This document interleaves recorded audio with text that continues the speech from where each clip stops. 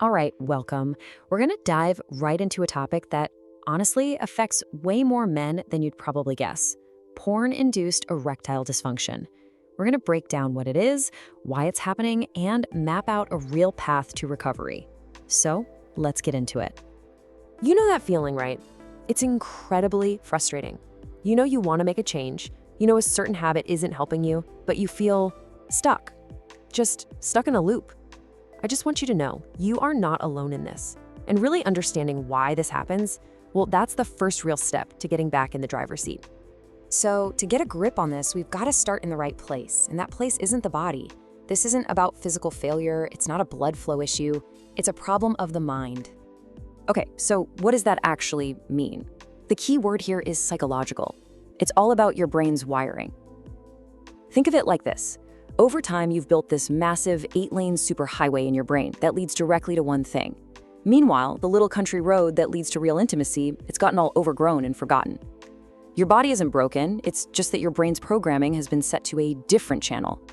And this slide just lays it out so clearly. You know, physical ED is often about biology, things like heart health, actual blood flow, and that needs a medical solution. But PIED, that's about conditioning. It's a software problem, not a hardware problem. And that's huge because it means the fix isn't a pill. It's a process of, well, rewiring your own mind. So how in the world does this rewiring actually take place? Well, it really boils down to one core idea, a process called desensitization. And this process is kind of like a triple threat. It hits you visually, physically, and emotionally. Let's take a quick look at each one.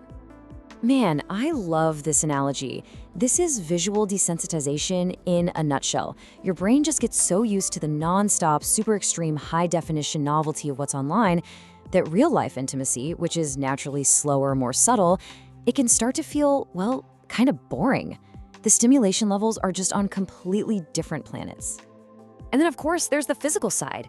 If your body is basically trained to respond only to a very specific, very high-intensity kind of stimulation, it can just become numb, desensitized to the gentle, normal touch of a partner.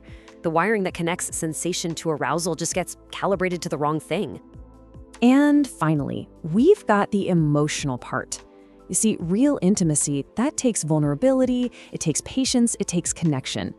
But porn offers an instant dopamine hit with zero emotional work. So over time, the brain starts to prefer the easy, instant reward. And that makes the slower, sometimes messy, but way more fulfilling work of a real connection just feel kind of exhausting. So, since this is a brain wiring issue, it kind of makes sense that the most common quick fixes might, well, totally miss the point. Let's just tackle the biggest myth head on. This is the go-to for so many guys, but for this specific condition, it just fundamentally misunderstands the problem. Here's why. This analogy is just perfect, isn't it? So clear.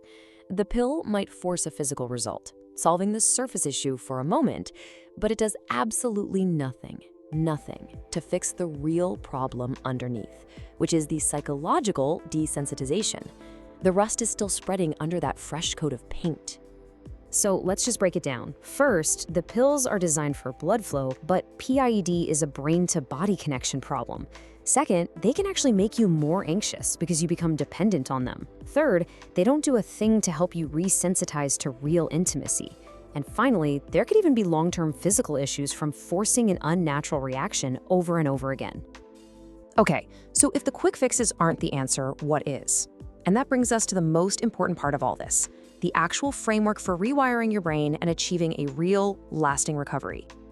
This is where the power totally shifts back to you. The very same brain that got wired into this problem is the exact same brain that can be rewired out of it. The whole journey starts when you realize that you are the one in the driver's seat. So this recovery process, it really rests on these 5 pillars. It all starts with a mindset shift, truly accepting, okay, this is a psychological thing. Then stress management, so you don't even feel the need to escape from reality in the first place. Next, you have to build new habits to fill that void with positive, real-world stuff.